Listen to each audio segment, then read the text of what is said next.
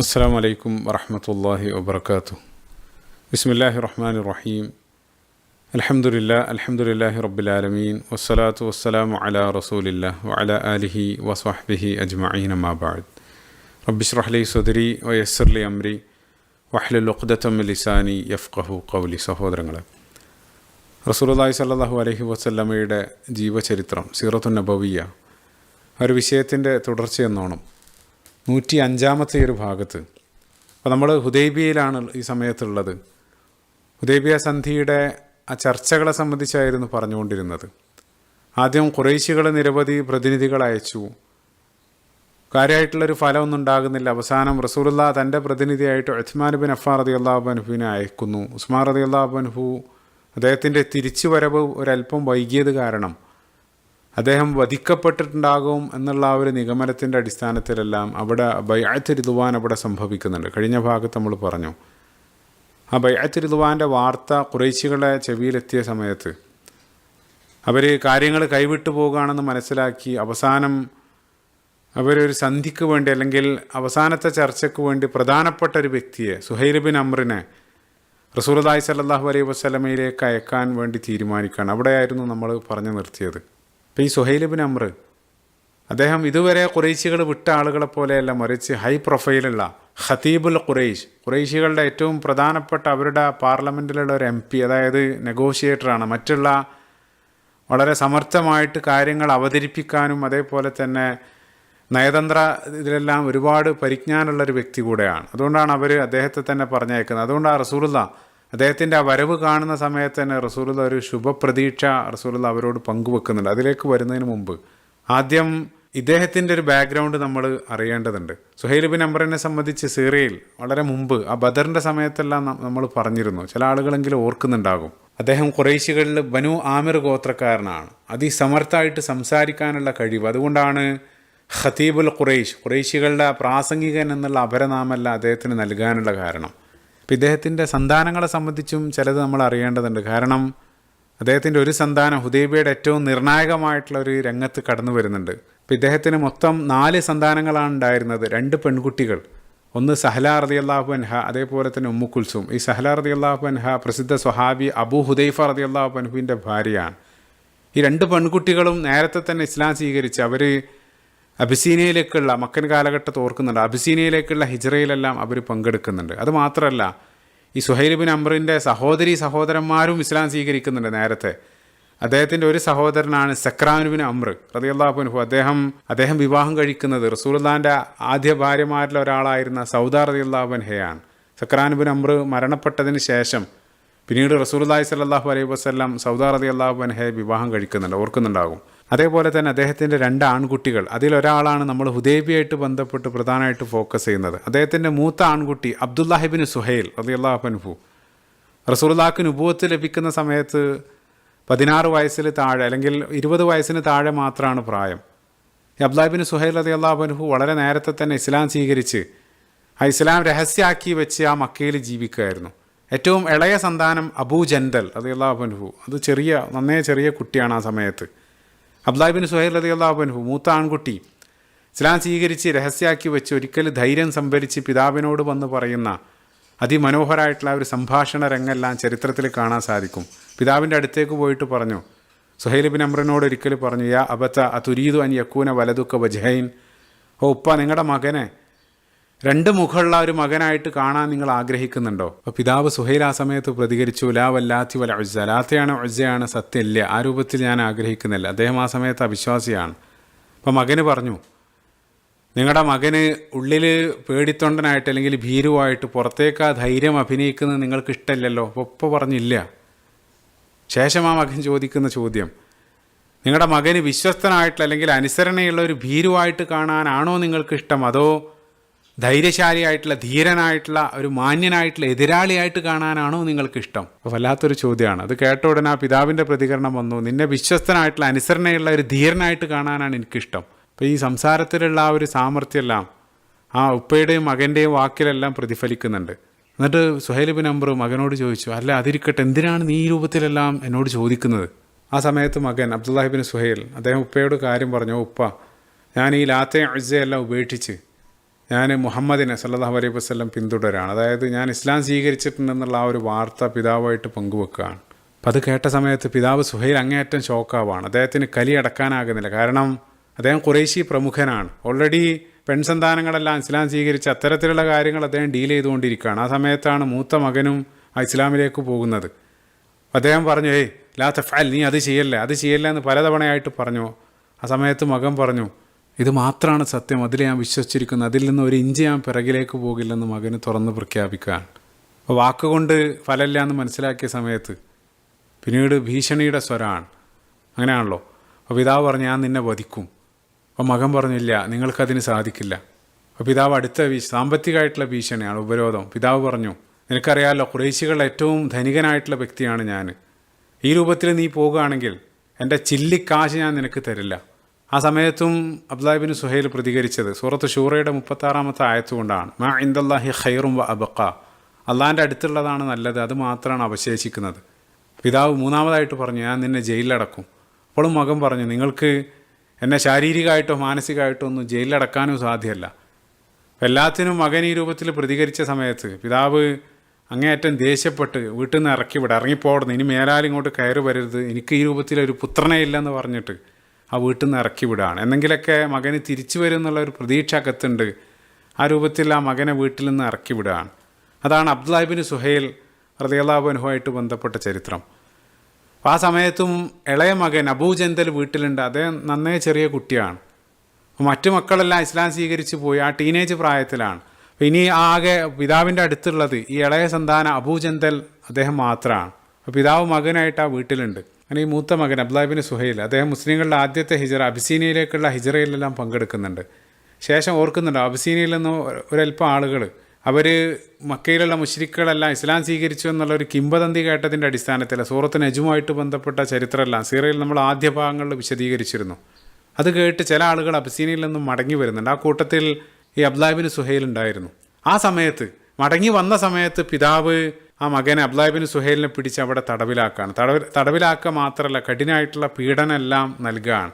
അത് ഇനി ആ വീട്ടിലുണ്ടായിരുന്ന അവശേഷിക്കുന്ന ആ മകൻ, അതായത് അബൂ ജന്തലിനുള്ള ഒരു മെസ്സേജ് കൂടെയാണ്. നീ ഈ വഴിക്ക് പോവുകയാണെങ്കിൽ ഇതായിരിക്കും നിൻ്റെയും അനുഭവം അല്ലെങ്കിൽ നിൻ്റെയും വിധി എന്നുള്ളൊരു മെസ്സേജ് കൂടെ പിതാവ് അതുവഴി കൈമാറുകയാണ്. സത്യത്തിൽ ആ സമയത്ത് ഇളയ മകൻ അബൂ ജന്തൽ അദ്ദേഹം അകം കൊണ്ട് ഇസ്ലാം സ്വീകരിച്ചിരുന്നു. കാരണം ജ്യേഷ്ഠനായിട്ട് അടുത്ത ബന്ധമാണ്.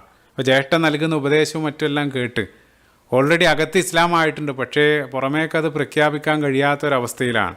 അങ്ങനെ ഈ ജ്യേഷ്ഠൻ അബ്ദുല്ലാഹി ബിൻ സുഹൈൽ റളിയല്ലാഹു അൻഹു അദ്ദേഹം ആ പീഡനം അസഹ്യമായ സമയത്ത് ഗതിയില്ലാതെ വന്നപ്പോൾ അദ്ദേഹം ഇസ്ലാം ഉപേക്ഷിച്ചതായിട്ട് അഭിനയിക്കുകയാണ് പിതാവിൻ്റെ മുമ്പിൽ.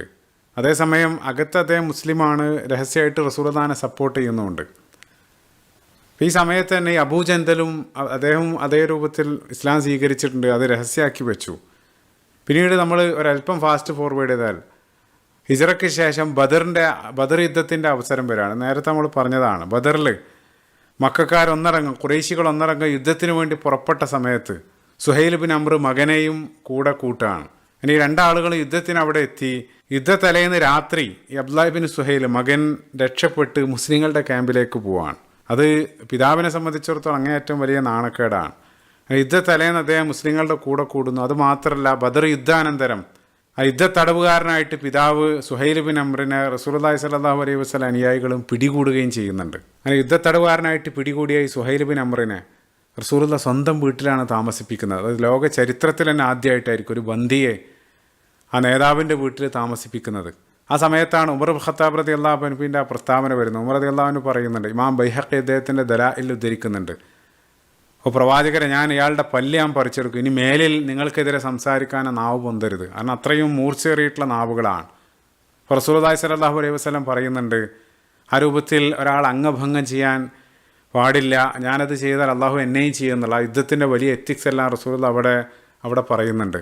അതുമാത്രമല്ല, റസൂലുള്ളാഹി അവിടെ പറയുന്ന മറ്റൊരു കാര്യം, അതുകൊണ്ടാണ് ഇമാം ബൈഹഖി അദ്ദേഹത്തിൻ്റെ റസൂലുള്ളാഹിൻ്റെ നുബുവത്തിനുള്ള തെളിവുകൾ വിവരിക്കുന്ന ഗ്രന്ഥത്തിൽ ഇത് പറയാനുള്ള കാരണം. റസൂലുള്ളാഹി പറയുന്നുണ്ട്, ദഅഹ ഫലഅല്ലഹ അൻ തസുറുക യൗമൻ, ഓ ഉമർ അദ്ദേഹത്തെ വിട്ടേക്ക്, കാരണം അതേ നാവ് കൊണ്ട് നിങ്ങളെ സന്തോഷിപ്പിക്കുന്ന വാക്കുകൾ അദ്ദേഹം ഒരുപക്ഷെ പറയുമായിരിക്കും. തികച്ചും അത്ഭുതകരമായിട്ടുള്ളൊരു പ്രവചനം റസൂലുള്ളാഹി ആ സമയത്ത് പറയുന്നുണ്ട്. അത് അതേ രൂപത്തിൽ തന്നെ റസൂലുള്ളാഹിൻ്റെ വഫാത്തിന് ശേഷം അത് പുലരുന്നുണ്ട്. കാരണം പിൻകാലഘട്ടത്ത് ഈ സുഹൈൽ ബിൻ അംർ റളിയല്ലാഹു അൻഹു അദ്ദേഹം ഇസ്ലാം സ്വീകരിച്ചതിന് ശേഷം ഏറ്റവും നിർണായകമായിട്ടുള്ളൊരു ഘട്ടത്തിൽ മുസ്ലിങ്ങൾക്ക് വേണ്ടി മക്കയിൽ നടത്തുന്ന മനോഹരമായിട്ടുള്ള സംഭാഷണമെല്ലാം ചരിത്രത്തിൽ അറിയപ്പെടുന്നുണ്ട്. നേരത്തെ ആ ബദറിൻ്റെ ഭാഗത്ത് ഇത് വിശദീകരിച്ചതാണ്, അതുകൊണ്ട് ആവർത്തിക്കുന്നില്ല. അങ്ങനെ യുദ്ധത്തടവുകാരനായിട്ട് ഈ പിടികൂടിയ സമയത്താണ് സുഹൈൽ ബിൻ അംർ ഒരിക്കലും തനിക്ക് ടോയ്ലറ്റ് പോകാനുണ്ടെന്നെല്ലാം കളവ് പറഞ്ഞ് അദ്ദേഹം രക്ഷപ്പെടാൻ വേണ്ടി ശ്രമിക്കുന്നുണ്ട്.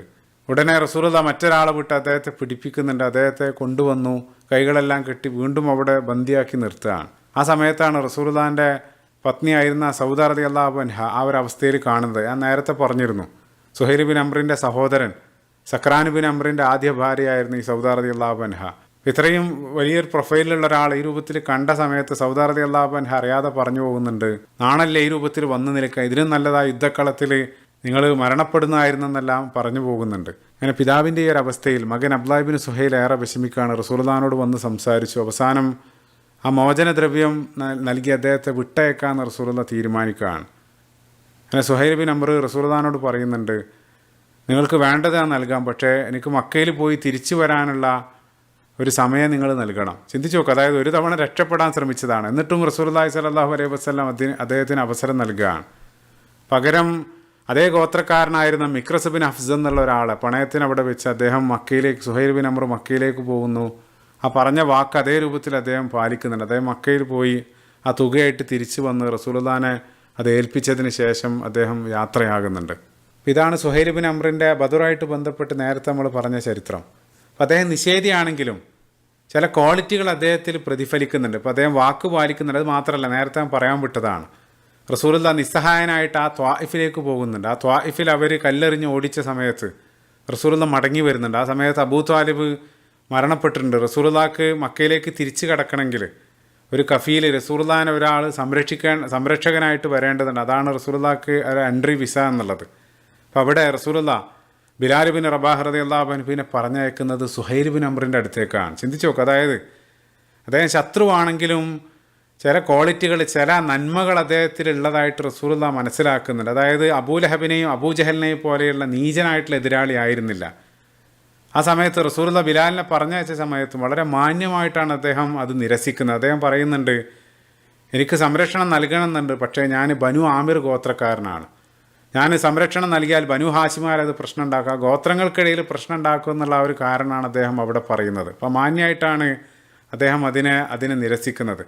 അപ്പോൾ ആ രൂപത്തിലുള്ള ചില നന്മകൾ റസൂലുള്ളാഹി അദ്ദേഹത്തിൽ തിരിച്ചറിയുന്നുണ്ട്. അതുകൊണ്ടാണ് തന്നെയാണ് അവസാനം അദ്ദേഹത്തിന് ആ ഹിദായത്തെല്ലാം ലഭിക്കാനുണ്ടായ കാരണം. അങ്ങനെ ബദർ യുദ്ധാനന്തരം സുഹൈൽ ബിൻ അംർ വല്ലാത്തൊരവസ്ഥയിലാണ്. കാരണം യുദ്ധത്തിലേറ്റ കനത്ത പരാജയം, അതോടൊപ്പം പ്രധാനപ്പെട്ട നിരവധി ലീഡർമാർ അവർക്ക് നഷ്ടമായി. പേഴ്സണലായിട്ട് അദ്ദേഹത്തിൻ്റെ മൂത്ത മകൻ അബ്ദുള്ള മുസ്ലിങ്ങളോടൊപ്പം ചേർന്ന് മദീനയിലേക്കും പോയിട്ടുണ്ട്. ഈ ഒരു സമയത്ത് സുഹൈൽ ബിൻ അംറിൻ്റെ 3 മക്കളും അവരെല്ലാം ഇസ്ലാം സ്വീകരിച്ചു. ഇനി 4ാമത് അവശേഷിക്കുന്ന ഏക മകൻ ഈ അബൂജന്തലാണ്. അദ്ദേഹം നേരത്തെ പറഞ്ഞ അകം കൊണ്ട് ഓൾറെഡി അദ്ദേഹം ഇസ്ലാം സ്വീകരിച്ചിട്ടുണ്ട്. പിന്നീട് ബദറിന് ശേഷം ഏതോ ഒരു പോയിന്റിൽ ഈ അവശേഷിക്കുന്ന മകൻ അബൂജന്തൽ റളിയല്ലാഹു അൻഹു അദ്ദേഹം ജ്യേഷ്ഠനെ പോലെ തന്നെ പിതാവിൻ്റെ മുമ്പിൽ വന്ന ഇസ്ലാം പ്രഖ്യാപിക്കുകയാണ്. അത് അദ്ദേഹത്തിനായിട്ട് അടുത്ത ഷോക്കായിരുന്നു. അപ്പം അദ്ദേഹം ഒരിക്കലും അത് അംഗീകരിച്ചില്ല എന്ന് മാത്രമല്ല, മകൻ ഒരിക്കലും ആ ഒരു അവസ്ഥ വരരുതെന്ന് കരുതി അദ്ദേഹം മകനെ വീട്ടുതടവിൽ അവിടെ ജയിലിലിട്ട് ക്രൂരമായിട്ട് പീഡിപ്പിക്കുന്നുണ്ട്. പല രൂപത്തിലായിട്ട് ആ ഇസ്ലാം ഉപേക്ഷിക്കാൻ വേണ്ടി നിർബന്ധിച്ചു. അബൂജന്തൽ റളിയല്ലാഹു അൻഹു അതിന് സന്നദ്ധമാകുന്നില്ല. അപ്പോൾ മൊത്തത്തിൽ മൂത്ത മകൻ അബ്ദുല്ലാഹ് ഇബ്നു സുഹൈൽ ഓൾറെഡി റസൂലുള്ളാഹിൻ്റെ കൂടെ സ്വഹാബിയായിട്ട് മദീനയിലുണ്ട്. മക്കയിൽ പിതാവ് സുഹൈൽ ബിൻ അംറും അതോടൊപ്പം വീട്ടുതടവിലായിട്ട് അബൂജന്തലും അവിടെ മക്കയിലുണ്ട്. അപ്പോൾ ബദറിന് ശേഷം ഏകദേശം 4-4.5 വർഷമായിട്ട് ഈ അബൂജന്തൽ അവിടെ തടവിൽ ആ പീഡനം ഏറ്റുകൊണ്ട് അവിടെ താമസിക്കുകയാണ്. ഈ ഒരു പശ്ചാത്തലത്തിൽ, ഈ ഒരു ബാക്ക്ഗ്രൗണ്ടിലാണ് സുഹൈൽ ബിൻ അംർ ഹുദൈബിയയിലേക്ക് ചർച്ചയ്ക്ക് വേണ്ടി വരുന്നത്. നമ്മൾ ആദ്യത്തിൽ പറഞ്ഞ ആ കോണ്ടെക്സ്റ്റിലേക്ക് നമ്മൾ തിരിച്ചെത്താണ്. അപ്പോൾ ആ ബാക്ക്ഗ്രൗണ്ട് നമ്മൾ മനസ്സിലാക്കി. അങ്ങനെ റസൂലുള്ളാഹി സ്വല്ലല്ലാഹു അലൈഹി വസല്ലമയും അനുയായികളും അവിടെ ഹുദൈബിയയിൽ ഇരിക്കുന്ന സമയത്ത് ദൂരെ നിന്നും സുഹൈൽ ബിൻ അംറും 2 ആളുകളും വരുന്നതായിട്ട് റസൂലുള്ളാഹിൻ്റെ ശ്രദ്ധയിൽപ്പെടുകയാണ്. റസൂലുള്ളാഹി കണ്ട ഉടനെ തന്നെ സുഹൈൽ ബിൻ അംറിനെ തിരിച്ചറിയുന്നുണ്ട്. അപ്പോൾ റസൂലുള്ളാഹി അനുയായികളിലേക്ക് തിരിഞ്ഞുകൊണ്ട് പറഞ്ഞു, ആ ദൂരെ നിന്നും വരുന്നത് സുഹൈലാണ്. അപ്പോൾ സുഹൈലിനെ പോലെയുള്ള ഒരാൾ അവർ പറഞ്ഞയക്കുന്നുണ്ടെങ്കിൽ ഖദ് അറാദൽ ഖൗമു സുൽഹ്, അവരൊരു സന്ധിയാണ് അല്ലെങ്കിൽ ഒരു ഉടമ്പടിയാണ് അവർ ഉദ്ദേശിക്കുന്നതെന്ന് വ്യക്തം. ശേഷം റസൂലുള്ളാഹി പറയുന്നുണ്ട്, ഖദ് ജാഅ സുഹൈൽ ലഖദ് സഹുല അല്ലാഹു ലക്കും അംറക്കും. അതായത് സുഹൈൽ നമ്മളിലേക്ക് വരുന്നുണ്ട്, ആ സുഹൈൽ വഴി അള്ളാഹു സഹൽ ആ എളുപ്പം നൽകുമെന്ന് ഞാൻ പ്രതീക്ഷിക്കുകയാണെന്ന് റസൂലുള്ളാഹി ഒരു വലിയ ശുഭാപ്തി വിശ്വാസം ആ സമയത്ത് അനുയായികളായിട്ട് പങ്കുവെക്കുന്നുണ്ട്. അപ്പോൾ ഇവിടെ പോസ് ചെയ്ത് സാന്ദർഭികമായിട്ട് നമുക്ക് ലഭിക്കുന്ന വലിയൊരു പാഠം അത് ഹൈലൈറ്റ് ചെയ്യേണ്ടതുണ്ട്. റസൂലുള്ളാഹി ഇവിടെ ശുഭപ്രതീക്ഷകൾ, അതായത് ആ ഫഅൽ, അതായത് നല്ല ശകുനങ്ങൾ അതെടുക്കാവുന്നതാണ്, അത് അനുവദനീയമാണ്. അതിൽ ചില കണ്ടീഷൻ ഉണ്ടെന്ന് മാത്രം. അതിലേക്ക് വരാം. ഇപ്പോൾ റസൂലുള്ളാഹി സ്വഹീഹായിട്ടുള്ള ഒരു ഹദീസിൽ, ബുഖാരി കടന്നു വരുന്ന ഒരു ഹദീസിൽ റസൂലുള്ളാഹി പറയുന്നുണ്ട്, ലാ തുയറത വഅഹബ്ബുഹ ഇലയ്യൽ ഫഅലു സ്വാലിഹ്. ദുശ്ശകുനങ്ങളില്ല എന്നുള്ളത്, അന്ധവിശ്വാസങ്ങൾ, അത് ഓരോ കൾച്ചറിൽ ഓരോ സൊസൈറ്റിയിൽ വ്യത്യസ്ത രൂപത്തിലായിരിക്കും. ഇപ്പോൾ എന്തെങ്കിലും ഒരു നല്ല കാര്യത്തിന് ഇറങ്ങുന്ന സമയത്ത് ഒരു കറുത്ത പൂച്ച വിലങ്ങ് ചാടിയാൽ അത് ദുശ്ശകുനങ്ങളായിട്ട് കാണുന്ന അത്തരത്തിലുള്ള വിശ്വാസങ്ങൾ, അത്തരത്തിലുള്ള അന്ധവിശ്വാസങ്ങളില്ല. അതേസമയം ശുഭപ്രതീക്ഷകൾ, ആ തഫാഉല്, അത് ഇഷ്ടമുള്ളതാണ്, അത് അനുവദനീയമാണെന്ന് റസൂലുള്ളാഹി പറയുന്നത്. യഥാർത്ഥത്തിൽ നല്ല ശകുനം എന്നുള്ളത് അത് മറ്റൊരർത്ഥത്തിൽ ആ ഹുസ്നുദ്ദന്നു ബില്ലാഹ്, അള്ളാഹിനെ സംബന്ധിച്ചുള്ള ശുഭപ്രതീക്ഷയാണ്. മറ്റൊരു ഹദീസിലും റസൂലുള്ളാഹി പറയുന്നുണ്ട്, ലാ തുയറത വലാകിൻ യുഅജിബുനി അൽ ഫഅൽ. അന്ധവിശ്വാസങ്ങളൊന്നുമില്ല, പക്ഷേ അതേസമയം ആ ഫഅൽ, ആ ശുഭപ്രതീക്ഷകൾ അത് അനുവദനീയമാണ് എന്നുള്ളതാണ്. ഇപ്പോൾ സ്വഹാബികൾ ചോദിക്കുന്നുണ്ട്, വമൽ ഫഅൽ യാ റസൂലുള്ളാഹി, എന്താണ് ഫഅൽ എന്നുള്ളത്? അപ്പോൾ റസൂലുള്ളാഹി പറഞ്ഞാൽ കലിമത്തു ത്വയ്യിബ, നല്ല വാക്കുകളാണത്. അപ്പോൾ അവിടെ രണ്ട് കണ്ടീഷൻ ഉണ്ടെന്ന് പറഞ്ഞു. ഒന്നാമത്തെ കണ്ടീഷൻ എന്താണെന്നുള്ളത്, അതൊരു പോസിറ്റീവ് സൈനായിരിക്കണം. നമ്മൾ കണക്ട് ചെയ്യുന്ന കാര്യം ഒരു പോസിറ്റീവായിട്ടുള്ള കാര്യമായിരിക്കണം. രണ്ടാമതായിട്ട് ഏറ്റവും പ്രധാനപ്പെട്ട പോയിന്റ്, അത് അള്ളാഹുവായിട്ട് ലിങ്ക് ചെയ്ത് അല്ലെങ്കിൽ അള്ളാഹുവായിട്ട് ചേർത്ത് പറയണം എന്നുള്ളതാണ്. അതുകൊണ്ടാണ് നേരത്തെ പറഞ്ഞത്, അത് അള്ളാഹിനെ സംബന്ധിച്ചുള്ള നല്ല ചിന്തകളാണ്, ഹുസ്നുദ്ദന്നു ബില്ലാഹ്. അപ്പോൾ നേരത്തെ റസൂലുള്ളാഹി സുഹൈൽ ബിൻ അംർ വരുന്ന സമയത്ത് സുഹൈൽ വഴി അള്ളാഹു എളുപ്പം നൽകുമെന്നുള്ള അള്ളാഹുവായിട്ട് ലിങ്ക് ചെയ്താണ് പറയുന്നത്. അപ്പോൾ ഇത് ഉദാഹരണത്തിന് ഇപ്പോൾ നമ്മളൊരു ഇരുണ്ട് മൂടിയ അന്തരീക്ഷമുള്ള ഒരു ദിവസം നമ്മൾ കതകടച്ച് വീട്ടിൽ പ്രാർത്ഥിച്ചു, പിന്നീട് നമ്മൾ ആ പ്രാർത്ഥനയ്ക്ക് ശേഷം കതക് തുറക്കുന്ന സമയത്ത് തെളിഞ്ഞ മാനം കാണുന്ന സമയത്താണ് ഇൻഷാ അല്ലാഹ് അത് അള്ളാഹു എനിക്ക് ഉത്തരം നൽകും എന്നുള്ളൊരു പ്രതീക്ഷയായിട്ട് അതിനെ കാണുന്ന, അത് അത്തരത്തിലുള്ള ശുഭപ്രതീക്ഷകൾ അല്ലെങ്കിൽ നല്ല ചിന്തകൾ അത് അനുവദനീയമാണെന്ന് റസൂലുള്ളാഹി സ്വല്ലല്ലാഹു അലൈഹി വസല്ലം ഇവിടെ പഠിപ്പിക്കുകയാണ്. ഇപ്പോൾ മറ്റൊരു കാര്യം എന്താണെന്ന് വെച്ചാൽ, ഇപ്പോൾ നമ്മളിവിടെ കാണുന്ന പ്രപഞ്ച പ്രകൃതി പ്രതിഭാസങ്ങളെല്ലാം അതൊരു വ്യവസ്ഥ, അള്ളാഹു വെച്ചൊരു സബബ് മാത്രമാണ്. അതിനപ്പുറമാണ് ആ യാഥാർത്ഥ്യം ഉള്ളത്. ഇപ്പോൾ നമ്മൾ കാണുന്നത് സ്ക്രീനാണ്, അതിനപ്പുറമാണ് ആ CPU അല്ലെങ്കിൽ ആ സോഴ്സ് കോഡ് ഉള്ളത്. നമ്മൾ അതുമായിട്ടാണ് എല്ലാത്തിനെയും കണക്ട് ചെയ്യേണ്ടത് എന്നുള്ളതാണ്. അപ്പോൾ അത് പറയുന്ന സമയത്ത് അവിടെ കടന്നു വരുന്ന ഒരു ഹദീസ്, സ്വഹീഹ് മുസ്ലിമിൽ ഉദ്ധരിക്കുന്ന ഒരു ഹദീസിൽ, ഹുദൈബിയ സന്ധിയുടെ ഏതോ ഒരു ദിവസം, മുസ്ലിങ്ങൾ അവിടെ തങ്ങി ഏതോ ഒരു ദിവസം രാത്രി നല്ല ശക്തമായിട്ടുള്ള മഴ പെയ്തു. അങ്ങനെ ആ മഴയ്ക്ക് ശേഷം പ്രഭാതത്തിൽ റസൂലുള്ളാഹി ഫജ്ർ നമസ്കാരത്തിന് നേതൃത്വം നൽകി. നമസ്കാരാനന്തരം റസൂലുള്ളാഹി അനുയായികളിലേക്ക് തിരിഞ്ഞുകൊണ്ട് പറയുന്നുണ്ട്, ഹൽ തദറൂന മാദാ ഖാല റബ്ബുക്കും, നിങ്ങളുടെ റബ്ബ് ഇന്നലെ പറഞ്ഞത് എന്താണെന്ന് നിങ്ങൾക്കറിയോ? അപ്പോൾ അവർ പറഞ്ഞു, അല്ലാഹു റസൂലുഹു അലം, അള്ളാഹുവും റസൂലിനും അറിയാം. എന്താണത്? അപ്പോൾ റസൂലുള്ളാഹി അവർക്ക് പറഞ്ഞു കൊടുത്തു. അള്ളാഹു പറഞ്ഞ ആ കാര്യം, അസ്ബഹ മിൻ ഇബാദി മുഅ്മിനും ബി വകാഫിർ, എൻ്റെ അടിമകളിൽ ചില ആളുകൾ എന്നിൽ വിശ്വസിച്ചിരിക്കുന്നു, ചില ആളുകൾ അവിശ്വസിച്ചിരിക്കുന്നു. കാരണം എന്താണെന്ന് വെച്ചാൽ, ശേഷം റസൂലുള്ളാഹി പറയാണ്, ഫഅമ്മാമൻ ഖാല മുതിർന ബി ഫദ്ലില്ലാഹി വറഹ്മതിഹി ഫദാലിക മുഅ്മിനും ബി വകാഫിറും ബിൽ കൗകബ്.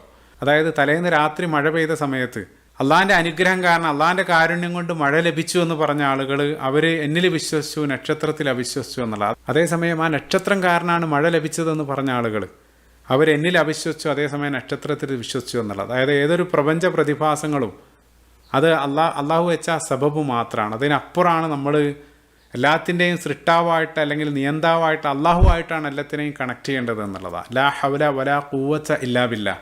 ഇത് തന്നെയാണ് വിശ്വാസികൾ നിരന്തരം ജീവിതത്തിലുടനീളം അവരെ ഉണർത്തിക്കൊണ്ടിരിക്കുന്നത്. നമ്മൾ ആ സ്ക്രീനിൽ അപ്പുറമുള്ളതായിട്ടാണ് കണക്ട് ചെയ്യുന്നത്. അൽഹംദുലില്ലാഹില്ലദി അഹ്യാന ബഅദ മാ അമാതന വ ഇലൈഹിൻ നുശൂർ. ആ ജീവിത മരണങ്ങൾ അത് അള്ളാഹുവാണ് നൽകുന്നത്. ഇപ്പോൾ സൂറത്തു ശുഅറാഇൻ്റെ 78 മുതലുള്ള മനോഹരമായിട്ടുള്ള ആയത്തുകൾ, അല്ലദീ ഖലഖ്തനി ഫഹുവ യഹ്ദീൻ, അപ്പോൾ അള്ളാഹുവാണ് എൻ്റെ സൃഷ്ടാവ്. അപ്പോൾ അവിടെ തീർച്ചയായിട്ടും മാതാവാണ് നമ്മളെ പ്രസവിച്ചത്. പക്ഷേ ആ മാതാവ് എന്നുള്ളത് അള്ളാഹു ഉപയോഗിച്ചൊരു മീൻസ്, ഒരു മാർഗം, ഒരു സബബ് മാത്രമാണ്. അതിനപ്പുറമുള്ളതായിട്ട് നമ്മൾ കണക്ട് ചെയ്യുകയാണ്. അതല്ലെങ്കിൽ വല്ലദീ ഹുവ യുത്ഇമുനി വ യസ്ഖീൻ, അള്ളാഹുവാണ് എന്നെ ഭക്ഷിപ്പിക്കുന്നത്, കുടിപ്പിക്കുന്നത്. അല്ലെങ്കിൽ ഇദാ മരിൽത ഫഹുവ യശ്ഫീൻ, രോഗം വന്നാൽ ശമിപ്പിക്കുന്നത്. അപ്പോൾ അതെല്ലാം ചില മാർഗ്ഗങ്ങൾ വഴിയാണ് നമുക്ക് ലഭിക്കുന്നത്. ആ മാർഗ്ഗങ്ങൾ, നിങ്ങൾ അനുവദനീയമായിട്ടുള്ള മാർഗ്ഗങ്ങൾ തേടണമെന്നും അള്ളാഹു റസൂലെല്ലാം നമ്മളെ പഠിപ്പിച്ചിട്ടുണ്ട്. ഇപ്പോൾ റിസ്ക്കിൻ്റെ കാര്യത്തിൽ ഫംഷൂഫി മനാക്കി ബിഹ വക്കുലൂമി റിസ്ഖി, അള്ളാഹു പറഞ്ഞു ആ റിസ്ക്കിന് വേണ്ടിയുള്ള മാർഗ്ഗങ്ങൾ, നിങ്ങൾ ഭൂമിയിൽ ഇറങ്ങി അതിനു വേണ്ടി അധ്വാനിക്കേണ്ടതുണ്ട്, ജോലി പഠിച്ച് സമ്പാദിക്കേണ്ടതുണ്ട്. അതേപോലെ തന്നെ രോഗം വന്നാൽ ചികിത്സിക്കണമെന്ന് റസൂലുള്ളാഹി സ്വല്ലല്ലാഹു അലൈഹി വസല്ലം നമ്മളെ പഠിപ്പിച്ചിട്ടുണ്ട്. അപ്പോൾ അനുവദനീയമായിട്ടുള്ള അത്തരത്തിലുള്ള മാർഗ്ഗങ്ങൾ നമ്മൾ തേടേണ്ടതുണ്ട്. പക്ഷേ അവിടെയും ആ മാർഗ്ഗങ്ങളെയും സൃഷ്ടിച്ചത് അള്ളാഹുവാണ്. മുസബ്ബിബുൽ അസ്ബാബ്, എല്ലാ കാരണങ്ങളുടെയും കാരണക്കാരനായിട്ടുള്ളവൻ അള്ളാഹുവാണ്. അപ്പോൾ ആത്യന്തികമായിട്ട് വിശ്വാസികൾ എല്ലാത്തിനെയും കണക്ട് ചെയ്യേണ്ടത് അള്ളാഹുവുമായിട്ടാണ്. ഇപ്പോൾ ചുരുക്കത്തിൽ ആ കാരണങ്ങൾ എന്നുള്ളത്, അസ്ബാബ് എന്നുള്ളത് ഒരു സ്ക്രീന് മാത്രമാണ്. അതിനപ്പുറമുള്ള യാഥാർത്ഥ്യമായിട്ടാണ് വിശ്വാസികളെല്ലാം കണക്ട് ചെയ്യേണ്ടത്. അള്ളാഹിനെ സംബന്ധിച്ചിടത്തോളം എല്ലാ കാരണങ്ങളുടെയും കാരണക്കാരനെന്ന് പറയുമ്പോൾ അള്ളാഹ്ക്ക് ആ മാർഗ്ഗങ്ങളില്ലാതെയും പ്രവർത്തിക്കാൻ സാധിക്കുമ്പോൾ മറിയം ബീവി സലാമുൻ അലൈഹി അവരുടെ ചരിത്രം, അല്ലെങ്കിൽ ഇബ്രാഹിം നബി അലൈഹി സ്വലാത്തു വസ്സലാമയുടെ തീ, അതെല്ലാം നമ്മൾ പരിശുദ്ധ ഖുർആനിൽ ഉദാഹരണമായിട്ട് കാണുന്നുണ്ട്.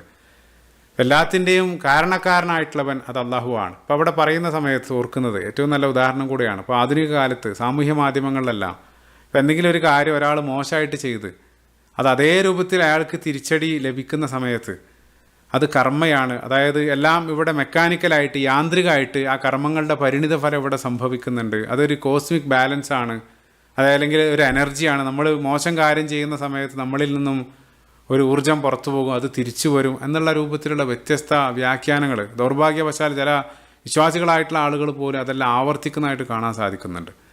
അപ്പോൾ യഥാർത്ഥത്തിൽ ഇപ്പോൾ നമുക്കറിയാം, നമ്മളെ സംബന്ധിച്ചിടത്തോളം വളരെ പ്രസിദ്ധമായിട്ടുള്ള നിരവധി ഇബാറത്തുകൾ അൽ ജസാഉ മിൻ ജിൻസിൽ അമൽ, അതല്ലെങ്കിൽ കമാ തദീനു തുദാൻ, ഇത് കാലങ്ങളായിട്ട് നമ്മൾ പറയുന്ന കാര്യമാണ്. നമ്മൾ എന്താണോ ചെയ്യുന്നത്, what goes around comes around നമ്മൾ പറയാറുണ്ട്. നമ്മൾ എന്താണോ ചെയ്യുന്നത് അത് നമ്മളിലേക്ക് തന്നെ തിരിച്ചു വരും എന്നുള്ളതാണ്. അതിൻ്റെ അടിസ്ഥാന സങ്കല്പ പരിശുദ്ധ ഖുർആൻ തന്നെ. ഇപ്പോൾ സൂറത്തുൽ റഹ്മാനിൽ അള്ളാഹു പറയുന്നുണ്ട്, ഹൽ ജസാഉൽ ഇഹ്സാനി ഇല്ലൽ ഇഹ്സാൻ, ആ ഇഹ്സാനുള്ള പ്രതിഫലം അത് ഇഹ്സാനാണ്. അല്ലെങ്കിൽ അർ റാഹിമൂന യർഹമുഹും റഹ്മാൻ, മറ്റുള്ള ആളുകളോട് കരുണ കാണിക്കുന്നത് അവരോട് അള്ളാഹു കരുണ കാണിക്കും എന്നുള്ളതാണ്. അപ്പം അത് മോശം പ്രവർത്തനങ്ങളുടെ കാര്യത്തിലും, ഇപ്പോൾ ഉദാഹരണത്തിന് സൂറത്ത് റൂമിൻ്റെ 41-ാമത്തെ വചനത്തിൽ ദുഹറൽ ഫസാദ് ഫിൽ ബർരി വൽ ബഹരി ബിമാ കസബത്ത് ഐദിന്നാസ്, മനുഷ്യൻ്റെ കരങ്ങൾ പ്രവർത്തിച്ചത് കാരണം നിരവധി കുഴപ്പങ്ങൾ അല്ലെങ്കിൽ ഫസാദുകൾ ഉണ്ടായിരിക്കുന്നു. എന്നിട്ട് അള്ളാഹു ആ ആയത്തിൽ പറയുന്നുണ്ട്, യുദീഖഹും ബഅദല്ലദീ അമിലു, അവർ പ്രവർത്തിച്ചതിൻ്റെ ഫലം അവർ അല്പം ആസ്വദിക്കാൻ വേണ്ടി എന്നുള്ള, അത് തിരിച്ചടിക്കുന്നതിനെ സംബന്ധിച്ചാണ്. അതല്ലെങ്കിൽ സൂറത്ത് ഫാത്തിറിൻ്റെ 43-ാമത്തെ വചനത്തിൽ മക്റുസയ്യി, അള്ളാഹു കുതന്ത്രങ്ങളെ സംബന്ധിച്ച് പറയുന്നുണ്ട്, വലാ യഹീഖുൽ മക്റുസയ്യിഉ ഇല്ലാ ബി അഹ്ലിഹി, ആ കുതന്ത്രങ്ങൾ, ദുഷിച്ച തന്ത്രങ്ങൾ പ്രയോഗിച്ച ആളുകൾ അത് അവരിലേക്ക് തന്നെ വന്ന് ഭവിക്കും എന്നുള്ള, അതിനെ സംബന്ധിച്ചാണ് അള്ളാഹു പറയുന്നത്. പക്ഷെ അവിടെ വിശ്വാസികളെ സംബന്ധിച്ചിടത്തോളം അതെല്ലാം അള്ളാഹു ആയിട്ടാണ് അവർ കണക്ട് ചെയ്യേണ്ടത് എന്നുള്ളതാണ്. അള്ളാഹുവിനെ ഇക്വേഷനിൽ നിന്ന് മാറ്റി അത് ഏതെങ്കിലും ഒരു സ്ഥലമായിട്ടോ അല്ലെങ്കിൽ ഏതെങ്കിലും ഒരു പ്രതിഭാസമായിട്ടോ ഊർജ്ജമായിട്ടോ എല്ലാം കണക്ട് ചെയ്യുന്ന സമയത്ത് അത് വിശ്വാസികൾ ചെയ്യാൻ പാടില്ല എന്നുള്ളതാണ്. റസൂലുള്ള മറ്റൊരു ഹദീസിൽ, ഖുദ്സിയായിട്ടുള്ള ഹദീസ്, അള്ളാഹു പറയുന്നൊരു ഹദീസിൽ, യസുബ് ഇബ്നു ആദമ ദഹർ, അള്ളാഹു പറയുന്നുണ്ട്, ആദമിൻ്റെ മക്കൾ അവർ സമയത്തെ പഴിക്കുന്നു, അന ദഹർ ബിയദിഹിൽ ലൈലു വന്നഹാർ, ഞാനാണ് ആ സമയം, എൻ്റെ കയ്യിലാണ് ആ സമയത്തിൻ്റെ നിയന്ത്രണം എന്ന് അള്ളാഹു പറയുന്നുണ്ട്. അപ്പോൾ നമ്മളെ സംബന്ധിച്ചിടത്തോളം ഇത്തരത്തിലുള്ള വിശ്വാസങ്ങൾ, അത് അള്ളാഹുവിലുള്ള വിശ്വാസം, മരണാന്തര ജീവിതത്തിലുള്ള വിശ്വാസം, അതേപോലെ തന്നെ വിധിവിശ്വാസം, അതിനെല്ലാം എതിരായിട്ട് വരികയാണ്. കാരണം ആ കർമ്മങ്ങളുടെ പരിണിത ഫലം അത് സദാസമയത്ത് നമ്മൾ പ്രതീക്ഷിക്കുന്ന രൂപത്തിലുള്ള തിരിച്ചടി ആയിക്കൊള്ളണമെന്നില്ല. അള്ളാഹു അത് ബാലൻസ് ചെയ്യുന്നത് അത് മറ്റൊരു രൂപത്തിലായിരിക്കും എന്നുള്ളതാണ്. അപ്പോൾ ചില സമയത്ത് അതിൻ്റെ സെറ്റിൽമെൻറ്റ് അല്ലെങ്കിൽ ബാലൻസിങ് സംഭവിക്കുന്നത് ആഖിറത്തിലായിരിക്കും. അപ്പോൾ ദുനിയാവ് അത് ദാറുൽ ബല, അത് പരീക്ഷണ സങ്കേതമാണ്, അത് പരീക്ഷ ഹാളാണ്. അതേസമയം ദാറുൽ ജസാ എന്നുള്ളത്, ആ റിസൾട്ട് അല്ലെങ്കിൽ ആ ട്രോഫി നൽകുന്ന സ്ഥലം അത് ആഖിറത്താണ്. ഒരു പക്ഷേ ആ ഫലം അവിടെ വെച്ചായിരിക്കും സെറ്റിൽ ചെയ്യുന്നത്. ഇപ്പോൾ ചില ആളുകൾ നല്ല കാര്യം ചെയ്താലും അതിൻ്റെ പൂർണ്ണ ഫലം ഇവിടെ ലഭിച്ചുകൊള്ളുന്നില്ല. ചിലത് അള്ളാഹു ആഖിറത്തിലുള്ള ആ സേവിങ് അക്കൗണ്ടിലേക്ക് ക്രെഡിറ്റ് ആക്കും, അവിടെ വെച്ചായിരിക്കും ആ വിഡ്രോവൽ. അതല്ലെങ്കിൽ മറ്റു ചില ആളുകൾ മോശം കാര്യങ്ങൾ എത്ര തന്നെ ചെയ്താലും അതിൻ്റെ ആ ഫലം ഇവിടെ അവർ അനുഭവിച്ചു കൊള്ളുന്നില്ല. ഇപ്പോൾ അക്രമികളായിട്ടുള്ള ആളുകളെ സംബന്ധിച്ച് പരിശുദ്ധ ഖുർആൻ്റെ പല ഭാഗത്തും അള്ളാഹു അത്തരം ആളുകൾക്ക് സമയം നീട്ടിക്കൊടുക്കുമെന്ന് അള്ളാഹു പറയുന്നുണ്ട്. കാരണം അവിടെ വെച്ചിട്ടാണ് ആ പൂർണ്ണമായിട്ടുള്ള സെറ്റിൽമെൻറ്റ് സംഭവിക്കുക. അതല്ലെങ്കിൽ ചില ആളുകൾ ഇനി മോശം പ്രവൃത്തി ചെയ്താലും അവരുടെ തൗബ കാരണം, അവരുടെ പശ്ചാത്താപം കാരണം അതിൻ്റെ പരിണിത ഫലങ്ങൾ അനുഭവിക്കാതെ അവർ രക്ഷപ്പെട്ടേക്കാം. അതല്ലെങ്കിൽ മറ്റുള്ള ചില ആളുകൾ അവരൊന്നും ചെയ്യാതെ, ഒരു കാരണമില്ലാതെ അവർ മോശം അനുഭവങ്ങളിലൂടെ അവർ കടന്നു പോകേണ്ടി വരും. അത് കാരണം അള്ളാഹുവിൻ്റെ അടുത്ത് അവരുടെ സ്ഥാനം, അവരുടെ പദവി അള്ളാഹു ഒരുപാട് ഉയർത്തുകയാണ്. അവർക്ക് വമ്പിച്ച പ്രതിഫലം അള്ളാഹു നൽകണം. ഏറ്റവും നല്ല ഉദാഹരണമാണ് ഇപ്പോൾ ഗസയിലുള്ള നിരവധി മനുഷ്യർ, അള്ളാഹു അവർക്ക് എളുപ്പം പ്രദാനം ചെയ്യുമാറാകട്ടെ. അവർ കാലങ്ങളായിട്ട് അനുഭവിക്കേണ്ടി വരികയാണ്. അത് കാരണം അള്ളാഹുവിങ്കിൽ അവർ ഏറ്റവും ഉയർന്നവരായിട്ട് മാറുകയാണ്. ഈ രൂപത്തിലാണ് അതായത് ഇവിടെ പറഞ്ഞുകൊണ്ടിരിക്കുന്നത്, വിശ്വാസികളെ സംബന്ധിച്ചിടത്തോളം അവരേത് കാര്യമാണെങ്കിലും കർമ്മമാണെങ്കിലും ആത്യന്തികമായിട്ട് അവരെല്ലാം കണക്ട് ചെയ്യേണ്ടത് എല്ലാ കാര്യങ്ങളുടെയും കാരണക്കാരനായിട്ടുള്ള അള്ളാഹുവുമായിട്ടാണ്. മറ്റൊരു കാര്യം ഇവിടെ പ്രത്യേകമായിട്ട് ഹൈലൈറ്റ് ചെയ്യേണ്ടത്, റസൂലുള്ളാഹി സ്വല്ലല്ലാഹു അലൈഹി വസല്ലം ആ സുഹൈൽ ബിൻ അംറിൻ്റെ വരവ് കണ്ട സമയത്ത് അനുയായികളോട് പങ്കുവെച്ച ആ ശുഭാപ്തി വിശ്വാസത്തിൻ്റെ വാക്കുകളാണ്, ആ തഫാഉൽ ഒപ്റ്റിമിസം. അത് റസൂലുള്ളാഹിൻ്റെ ആ സീറയിൽ ഉടനീളം അത് പ്രതിഫലിക്കുന്നതായിട്ട് കാണാൻ സാധിക്കും. എത്ര പോസിറ്റീവാണ് റസൂലുള്ള ഓരോ സാഹചര്യത്തിലും ഒന്ന് ചിന്തിച്ച് നോക്കുക. അത് ആ മക്കൻ സീറയിൽ ഉടനീളം കാണാം, ഹിജറയുടെ സമയത്ത് കാണാം. ഹിജറയുടെ സമയത്ത് എല്ലാം ഇട്ടെറിഞ്ഞ് ഉപേക്ഷിച്ച് പോകുന്ന സമയത്താണ് റസൂലുള്ളാഹിനെ പിന്തുടർന്ന സുറാഖ് ഇബ്നു മാലിക്കിനോട് ആ പേർഷ്യ കീഴടക്കുന്നതിനെ സംബന്ധിച്ചും കിസ്റയുടെ വളകൾ വന്നു ചേരുന്നതിനെ സംബന്ധിച്ചുള്ള ആ ശുഭപ്രതീക്ഷയുടെ വാക്കുകൾ റസൂലുള്ളാഹി നൽകുന്നത്. ഇതെല്ലാം നമ്മൾ മതമെല്ലാം മാറ്റിവെച്ച് ഭൗതികമായിട്ടുള്ള ലെൻസിലൂടെ മാത്രം സീറ നോക്കുന്ന സമയത്ത് ഒരു കാര്യം ഉറപ്പാണ്, ലോക ചരിത്രത്തിൽ ഇത്രയേറെ ശുഭാപ്തി വിശ്വാസം പ്രകടിപ്പിച്ച മറ്റൊരു നേതാവിനെയും കാണാൻ സാധ്യമല്ല എന്നുള്ളതാണ്. ആ ഹിജറയുടെ സമയത്താണ് ആ ശത്രുക്കളുടെ കാലുകൾ കാണുമാറ് ആ ഗുഹക്കകത്തിരുന്ന സമയത്തും റസൂലുള്ള അവിടെ ശുഭവാക്കുകൾ ലാ തഹ്സൻ ഇന്നല്ലാഹ മഅന അബൂബക്കർ സിദ്ദീഖ് റളിയല്ലാഹു അൻഹുവിനെ റസൂലുള്ള ആശ്വസിപ്പിക്കുന്നുണ്ട്. അത് കഴിഞ്ഞ് ബദറിൽ കാണാം ഉഹുദ് അത്ഭുതമാണ്. കാരണം ഉഹുദ് അത്രയേറെ വേദനിപ്പിക്കുന്ന ഓർമ്മകളാണ് നമുക്ക് സമ്മാനിച്ചത്. റസൂലുള്ളാഹിൻ്റെ പ്രിയപ്പെട്ട 70ഓളം അനുയായികളെ റസൂലുള്ളാഹിക്ക് ഉഹുദിൽ നഷ്ടമാകുന്നുണ്ട്. പ്രിയപ്പെട്ട പിതൃവ്യൻ ഹംസ റളിയല്ലാഹു അൻഹു അതിൽ രക്തസാക്ഷിയാകുന്നുണ്ട്. എന്നിട്ടും റസൂലുള്ളാഹി സ്വല്ലല്ലാഹു അലൈഹി വസല്ലം അതേ ഉഹുദിനെ സംബന്ധിച്ച് പറയുന്നുണ്ട്, ഹാദാ ജബലുൻ യുഹിബ്ബുന വനുഹിബ്ബുഹു, ഈ ഉഹുദ് നമുക്ക് ഏറെ പ്രിയപ്പെട്ടതാണ്, അത് നമ്മളെയും നമ്മൾ അതിനെയും സ്നേഹിക്കുന്നു എന്നുള്ളതാണ്. നമുക്കെല്ലാം ഒരു നെഗറ്റീവായിട്ടുള്ളൊരു അനുഭവം ഉണ്ടെങ്കിൽ പിന്നീട് ആ പരിസരത്തേക്ക് നമ്മൾ പോകാൻ ഇഷ്ടപ്പെടില്ല. കാരണം റസൂലുള്ളാഹി സ്വല്ലല്ലാഹു അലൈഹി വസല്ലം അത്രയേറെ വേദനിപ്പിക്കുന്ന ഓർമ്മകൾ ഉണ്ടെങ്കിലും റസൂലുള്ള ഫോക്കസ് ചെയ്യുന്നത് ആ പോസിറ്റീവിലേക്കാണ്. കാരണം നിരവധി പരിശുദ്ധ ഖുർആൻ്റെ ആയത്തുകൾ അവതരിക്കാൻ അത് കാരണമായി. അതേപോലെ തന്നെ വരും തലമുറകളിലുള്ള വിശ്വാസികൾക്കടക്കം നിരവധി പാഠങ്ങൾ, ക്ഷമയുടെയും വിശ്വാസത്തിൻ്റെ എല്ലാം വലിയ പാഠങ്ങൾ അതുവഴി ലഭിച്ചു എന്നുള്ളതാണ്.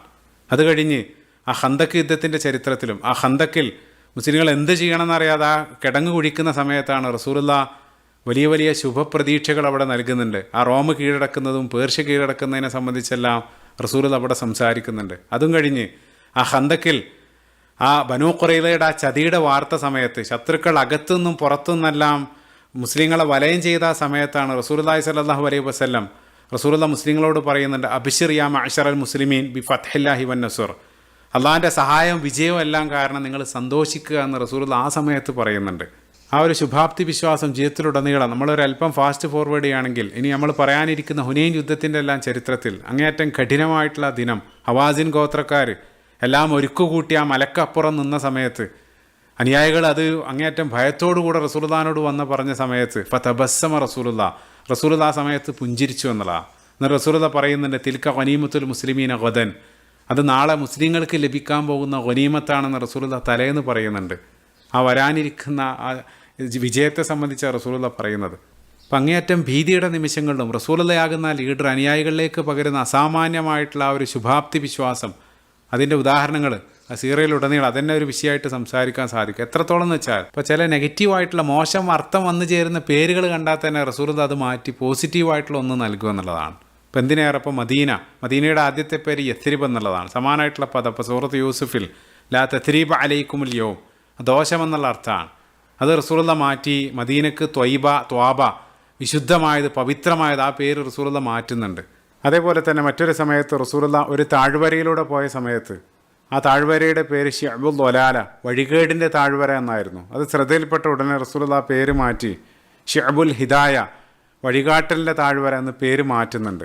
അപ്പോൾ അത് സ്ഥലങ്ങളുടെ കാര്യത്തിൽ മാത്രമല്ല, മോശം അർത്ഥം വരുന്ന ചില ആളുകളുടെ പേരുകൾ ശ്രദ്ധയിൽപ്പെട്ട സമയത്തും റസൂലുള്ള അത് മാറ്റുന്നുണ്ട്. സ്വഹീഹ് മുസ്ലിമിലുള്ള ഹദീസിൽ ആസുയ എന്ന പേരിലുള്ള ഒരു സ്ത്രീ റസൂലുള്ളാഹിൻ്റെ അടുത്ത് വന്ന സമയത്ത്, ആസുയ എന്ന് വെച്ചാൽ അനുസരണക്കേട് എന്നുള്ള അർത്ഥമാണ്.